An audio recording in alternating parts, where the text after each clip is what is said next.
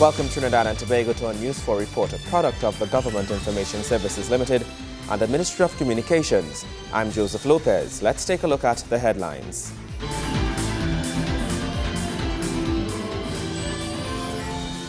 Amidst the inauguration of the THA, the President tells Tobagonians to settle down and unite. The country gets ready for major Chilean summits this week. The Health Ministry launches Phase 1 of the vaccinations geared to protect against cervical cancer. We begin with a call from President of the Republic of Trinidad and Tobago. His Excellency Professor George Maxwell Richards wants Tobagonians to settle down and work together for future development of the sister isle. President Richards made the call during his address at the inauguration of the 9th THA. Prime Minister the Honorable Kamala Prasad Bissessa was among several persons attending the THA's inauguration ceremony. Delivering the feature address, His Excellency Professor George Maxwell Richards told the Assembly there lacks knowledge of Tobago's history. He urged citizens to seek to understand the forces that led to the union of the two islands. His Excellency also called on Tobagonians to settle down and work together for the development of the sister isle. Lest we forget the brain drain, if you will, from Tobago to Trinidad over several years has made significant impact on the development of the latter. And the spotlight now shines brightly on Tobago affairs here and in Port of Spain. There will be no winners unless the campaign of the recent weeks is set aside and Tobaganians settle down to work together among themselves and with all stakeholders for the good of Tobago and by extension the nation of Trinidad and Tobago. This will by effect be the last address by His Excellency as his term in office comes to an end in March. Larry Lumsden, News 4. As the community of the Latin America and the Caribbean prepares for the two historic summits in Santiago, Chile, Haitian President Michel Martelly will later this week be added to its leadership. It comes 1 year after Prime Minister the Honorable Kamala Prasad Bissessa argued in Caracas for CARICOM to be considered the leadership agreement for the newest hemispheric integration movement. Ambassador His Excellency Hamza Rafiq is at this time leading a team to attend the upcoming summit. His Excellency Rafiq says there are several significant issues that are of major benefit to the government and people of Trinidad and Tobago. The issues that are being discussed here are very important to us. They are talking about trade, they are talking about investment, they are talking about the drug trade, they are talking about crime, they are talking about education, transportation. Meanwhile, Gerard Green, head of bilateral division at the Ministry of Foreign Affairs, says these talks go way beyond traditional trade negotiations. Trade is not delinked from the political issues. We have to be concerned about some of the issues that are affecting the global community. Trinidad and Tobago and also as a combined Latin American Caribbean region. So that while we engage in trade and we do all of the things that are important, for our national well-being, the politics is tied in. The summits are being viewed as a formidable continental forum in the making. Larry Lumsden, News 4. Female Standard 5 students of the El Socorro South Government School and Sacred Hearts Girls RC School were inoculated with the HPV vaccine. It marked the first phase of a public health program aimed at preventing cervical cancer. HPV is one of the most commonly sexually transmitted infection and is passed on through genital contact during vaginal, anal or oral sex. It is one of the most preventable forms of cancer. According to the Ministry of Health, the cervical cancer rate in Trinidad and Tobago is 2 times higher than worldwide. A study showed that 35.4% of healthy women aged 16 to 65 years were HPV DNA positive in the cervix. The highest prevalence among women is between 25 and 34 years. The Minister of Health, Dr. the Honorable Fuad Khan, visited the El Socorro South Government School and Sacred Heart Girls RC School, where health officials administered vaccinations to 80 girls between the ages of 11 and 13. He told the students that the vaccine is the best option available to protect against cervical cancer. What it does, and I'm saying this so you can tell your parents, what we give as the vaccine, which is a little injection, it's substances in solution that causes your body, your white blood cells, your T lymphocytes, your B lymphocytes, whatever you want to call it, to produce proteins.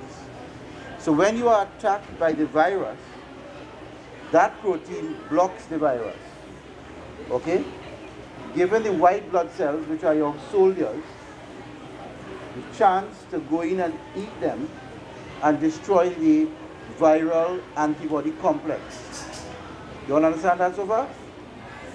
The minister also commended the students and their parents for taking responsibility for the girls' health by getting the HPV vaccine. This vaccine blocks the virus that has been associated with that cancer. Follow it so far? So when we give you this vaccine, and if you get that virus that may one time, somewhere along the line, which is called the HPV type 16 to 18, this vaccine will help you block that virus so it does not, in 70% of cases, cause cancer of your genital organs, which is your reproductive organs. The students' questions about the vaccine were answered, and the health minister assured the girls that the HPV vaccine has a 70% chance of total protection and can offer protection for the next 40 years. You all think that's a good thing? I hear you. Yes, sir. Good. So this is the whole reason behind this vaccine. Now all vaccines, when you get it, will give you a little problem. Some will get problems, some may not. You will get, where the vaccine goes in, a reaction. It's called an acute reaction, an immediate reaction, okay? Dr. Khan says the injection may or may not result in minor flu-like symptoms that last no longer than 2 to 3 days. He also noted that other countries have implemented similar programs. After the break, millions to be spent on the improvement of the sewage system. Stay with us.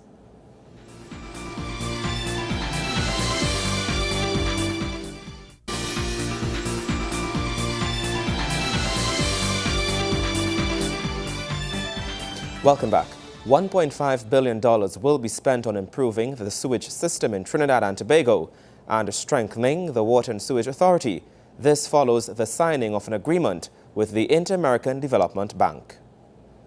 The government has taken a significant step towards preserving the environment and ensuring that living conditions in Trinidad and Tobago become aligned with that of developed countries.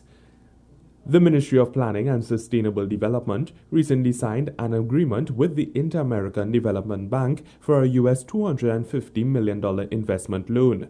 The loan, which amounts to TT $1.5 billion, is expected to assist the government in its efforts to improve the environmental conditions of Trinidad and Tobago by decreasing the uncontrollable discharge of untreated wastewater into the environment. The sewage collection and wastewater service in this country comprises over 500 kilometers of sewers and over 240 water treatment plants. However, the infrastructure connects only about 30% of the population to the wastewater system, of which 20% is serviced by the Water and Sewage Authority and 10% by private entities.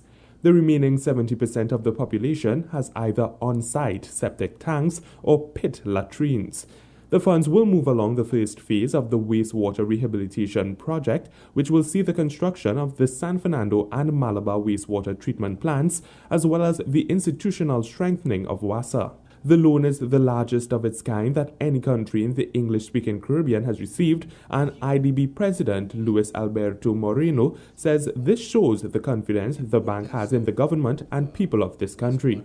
He explains that 80% of wastewater in the Caribbean is discharged into the Caribbean Sea, and people do not understand the importance of proper wastewater management. Minister of Planning and Sustainable Development, Dr. The Honorable Bohindranath Tiwari, says the first phase of the project will be implemented over the course of 5 years and explains the plans to be carried out in the other 2 phases. After the successful completion of phase 1, the commencement of the 2 phases, Phase 2 will involve another $100 million, and it will focus on the continuation of the institutional strengthening of WASA and integration of the sewage work for connection to the newly constructed wastewater treatment plants at San Fernando and Malabar.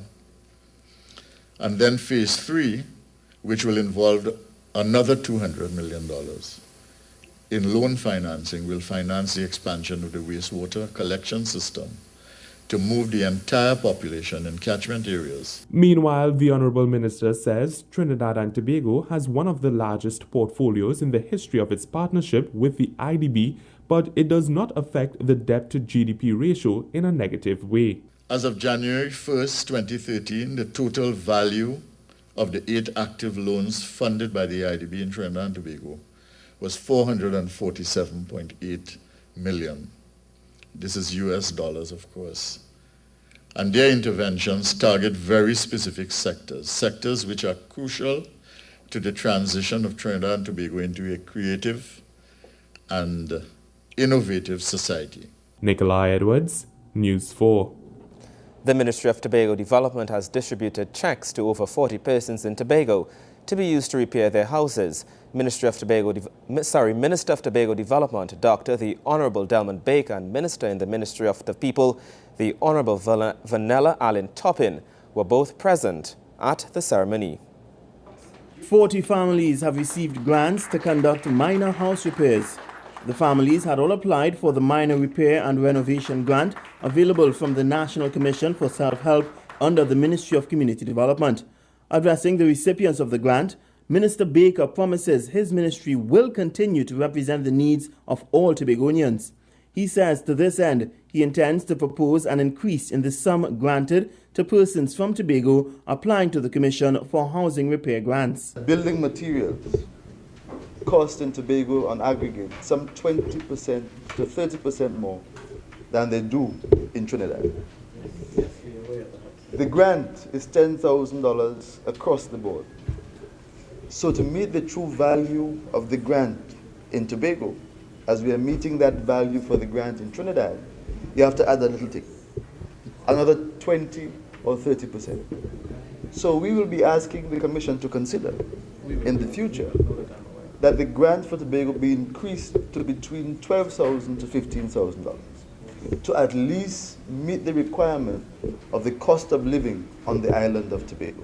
Dr. Baker is reminding Tobagonians that there are also other forms of assistance that they can call upon from the government. He is urging them to utilize all avenues of assistance to develop their communities. At the Bethel Empowerment and Skills Training Center, we have a construction unit that will help come around to the members of the community that need help. If you have a roof to be put on, the BEST Center will also add some of its staff members and its team members to help you finish that construction. And we will bring those teams out to help you to finish the projects that you would have started. So that $110,000 can feel like $1 million in the hands of those who have the support to finish their projects. Dr. Baker says another 40 families are set to receive their grants within the next 2 months. Gregory McBurney, News 4. Up next, we take you inside some football action. Stay with us.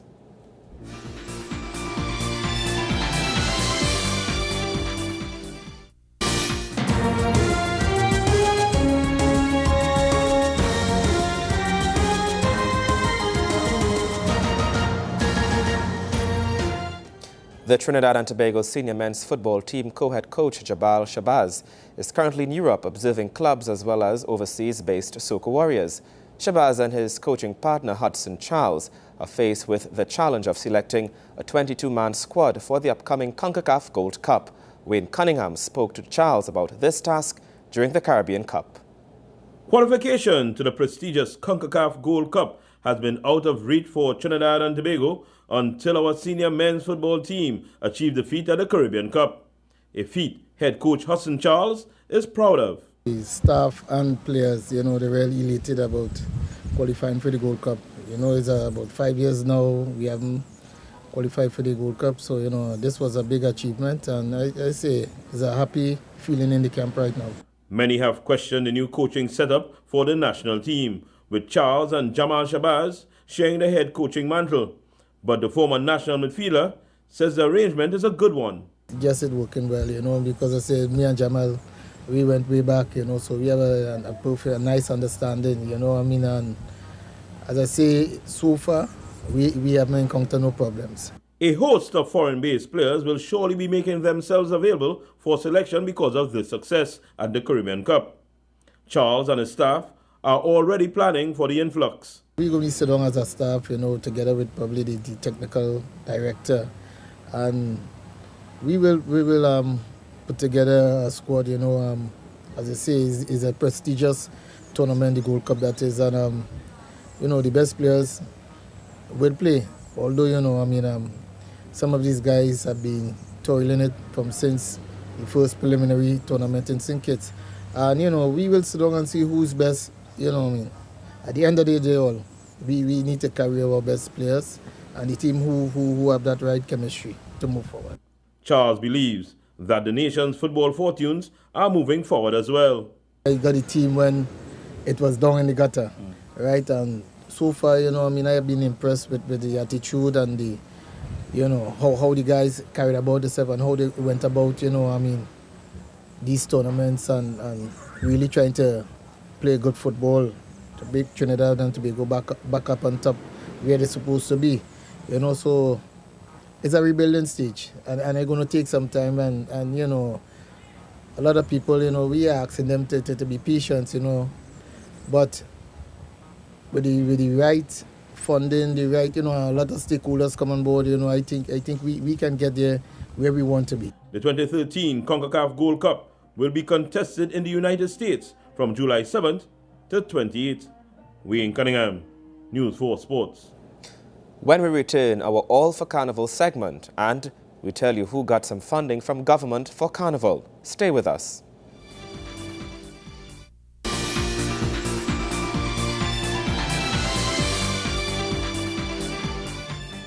Thanks for staying with us. Calypso tents and organizations have received some last-minute funding from the Ministry of Arts and Multiculturalism to assist in their carnival productions. The funding comes as the minister pledges his support for the art form. Supported. This from Minister of Arts and Multiculturalism, the Honorable Lincoln Douglas, as he distributed checks to 9 Calypso organizations.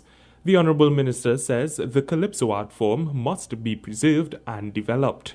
The Ministry of Arts and Multiculturalism, we are committed to preserving, promoting, and developing all of the culture and the art forms in Trinidad and Tobago. We consider Calypso to be significant in that regard, and that it forms the basis of, as the Tuco president, Resistance would say, by Calypso, our stories are told. But not only that, our stories are told, but Calypso remains a reservoir of our historical journey on this space and continues to give us an opportunity to speak about our experiences and provides one of the great generators for all of the other art forms that exist in Trinidad and Tobago. He says resources must be allocated for the development of culture. $2.3 million was distributed among the 9 organizations, which were the National Chutney Calypso Touring Tent of Trinidad and Tobago, the Entertainers Calypso Tent, Traditional Calypso on the Move, the Massive Go-Sign Roving Chutney Calypso Tent, Yangatang Calypso Review, Divas Calypso Cabaret, Tobago Cultural Committee, and National Action Cultural Committee. The minister says the organizations received the funds based on their requests to the ministry. He says while they did not receive the exact figure they each requested, it was more than they had received last year. Minister Douglas also gave the assurance that next year the distribution of checks will be timelier. He explains that the ministry recognizes that not all tents and organizations can become self-sufficient, and thus assistance by his ministry comes into play. We expect all of the organizations to think seriously about how they will move on to make themselves sustainable, and some will never be because of the nature of the work that they are doing. But we expect them to think about how they can better and deliver what they are doing, develop the product to such an extent that it becomes an opportunity to be part of the industry and the economy of Trinidad and Tobago. Nikolai Edwards, News 4. And it's time now for our All for Carnival segment. There are few persons who can call themselves true panists, and even fewer who have international success and recognition. One such person who can boast of both is panist and arranger Dane Galston.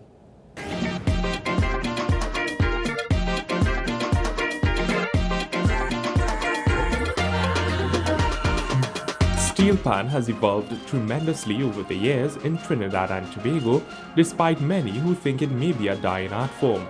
In recent years, soca has dominated the airwaves and appears to be the preferred choice in the music that is produced locally. However, steel pan still takes up a large role in carnival and our culture. Internationally renowned panist Dane Galston says there are many challenges facing the art form in this country. He believes the current cash prizes for steel bands are insufficient to compensate players and meet the needs of bands in Trinidad and Tobago. For me, I feel 5 million is just for a steel band. So when you win, you could feel like a winner. Or when you're in the winner's row, you know what I mean? From say 10 finals, 10th place must still feel like it's the 10th best, because when you reach 10, when you're 10th place in Trinidad and Tobago, it's the 10th best steel orchestra in the world. You understand? But here's the Mecca. From humble beginnings and an early interest in the steel pan, Dane has spent more than 30 years playing for prominent band Trinidad All Stars. He says he has received numerous opportunities to travel the world because of his talent, and he cherishes each moment. I got a lot of opportunities very young with pan in terms of touring, right? And seeing how people just suck up that instrument, loving the instrument more than Trinidadians. I'm serious. Loving it, to me, sometimes twice more. We have it here, so it's like, you know, we just have it, you know, and, you know, they take it for granted.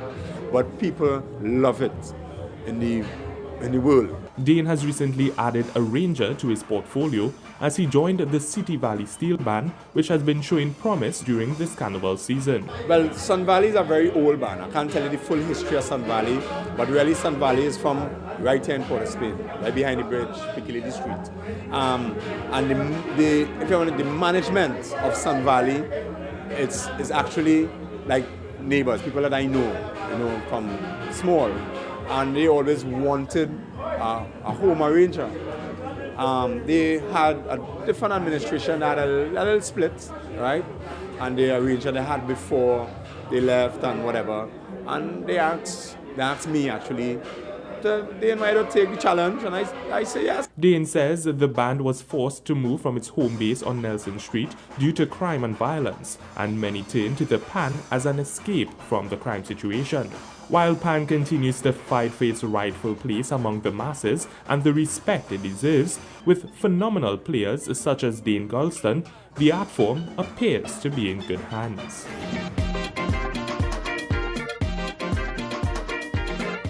And that's how we wrap up our News 4 report, a product of the Government Information Services Limited and the Ministry of Communications. I'm Joseph Lopez. Thank you for watching.